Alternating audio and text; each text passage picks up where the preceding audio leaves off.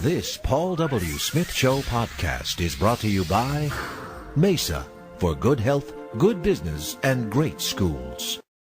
Tomorrow marks the one-year anniversary of this horrific mass shooting at a elementary school called Sandy Hook in a town, Newtown, Connecticut. Was not familiar with this kind of bloodshed. In fact, none of us were, and none of us were prepared for it. You wonder how the whole country dealt with it, and very specifically, how do they deal with it there in Newtown? And 1 year later, we have some answers here. For the past year, the community facing all kinds of decisions, as you can imagine, including the fate of the school itself. They called upon the experts, and the experts came from a organization called the Harwood Institute for Public Innovation, an expert organization helping communities deal with difficult changes and challenges. And this Harwood Institute for Public Innovation was founded by our guest, Richard C. Harwood. Mr. Harwood, a pleasure having you on the air. Nice meeting you. Good morning. Thanks so much for having me. We wondered what a community does when they go through something like that, and finally all the lights and the cameras and the microphones leave, and they have to deal with what they had to deal with, and it had to be incredibly difficult. It has been incredibly difficult. You're right. You know, on December 14th, all of our attention nationally went to Newtown, and then we stuck with them for about a month or two. And now that the anniversary is coming up, we're returning. But in the meantime, the folks in Newtown have had to continue their journey of healing. And sometimes I think we forget that, you know, there are people affected by this tragedy, many people touched indirectly by the tragedy. And each day these folks have to get up in the morning. They have to get dressed, get their kids off to school, live their daily lives amid this horrific and inexplicable tragedy, and try to make sense of what really happened. First things first, you've got this physical reminder of the tragedy, this Sandy Hook Elementary School in Newtown, Connecticut. And I suspect what you suggested was that the town decide together what to do. Yeah, you know, I was called just weeks after the massacre and asked whether or not I'd be willing to help design and lead a process by which they could decide the future of Sandy Hook Elementary School. The first selectman in Newtown, essentially the mayor, decided to pull together 28 elected officials from 4 different governing boards who had never worked together, and in many respects, as you can imagine, were rivals.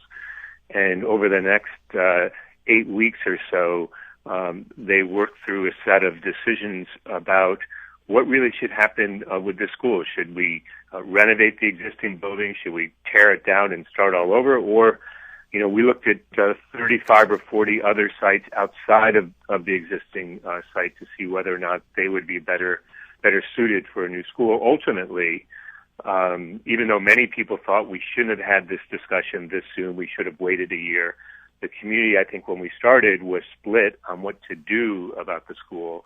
But ultimately, the task force made a unanimous decision to tear down the existing school, rebuild on that site, and which is what they're doing now. Well, they did, as you say, decided to tear it down and rebuild, and I think probably that makes the most sense. And they had so many other things to deal with along the way, not the least of which the question of the 911 tapes being released, and some people were very much against that, but those tapes have been released, and there's a whole other round of having to deal with this tragedy. Yeah, you know, at each step of the way, I think this goes back to your first question about, you know, how they've been dealing with this since the tragedy occurred, and at each step along the way, they've received more body blows. So, you know, first it was figuring out what to do at the school, then it was figuring out how to distribute funds to those who were affected by the tragedy. Then it was the state's attorney report that came out a few weeks ago that really detailed what actually happened on that horrific day. And then, as you just mentioned, about a week ago, the 911 tapes came out, which, you know, I listened to, and they are chilling and tormenting and, you know, just reopen the wounds yet again for the folks in Newtown. But what's really interesting about this and remarkable is that at each step of the way, the community has demonstrated an amazing resilience, and really, I think, throughout all this, has reaffirmed the human spirit. And I think that's one of the things we should take away from this tragedy. That'll be the good thing. You always try to find something good in something so bad, so horrific. Richard C. Harwood, the founder and president of the Bethesda, Maryland-based Harwood Institute for public innovation. You can find him at theharwoodinstitute.org. I know that hindsight is 20/20, but we've talked to a variety of people since this tragedy, as the 1-year anniversary is tomorrow. I'm just wondering how much you had to help people with, and how many people had to deal with saying, "Oh my, we saw that he was dark. We saw that he was online with some horrific mass murderers and worshiping them and blacking out his windows with black garbage bags." I mean, people had to know in a small town that this was a disturbed kid, and it had maybe it was a slow slide into mental illness, but it was a definite slide. And are any people dealing with guilt feelings of saying, "Gee, I knew there was something and I didn't do anything"? Yeah, I think in many situations we look at an individual like Adam Lanza, the gunman who was 20 years old, and as we're living through life, there are certain signals that something is off. And in fact, he had received help at different times. The school had done certain kinds of things when he was in high school, for instance.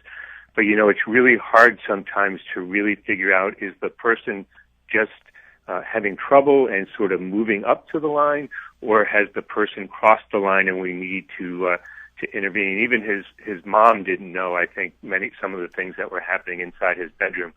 And so these are tough calls, and I think one of the things you're seeing in response to the shooting are many more training programs of teachers and mental health providers and others to be able to figure out these early warning signs and to intervene better in the lives of our children.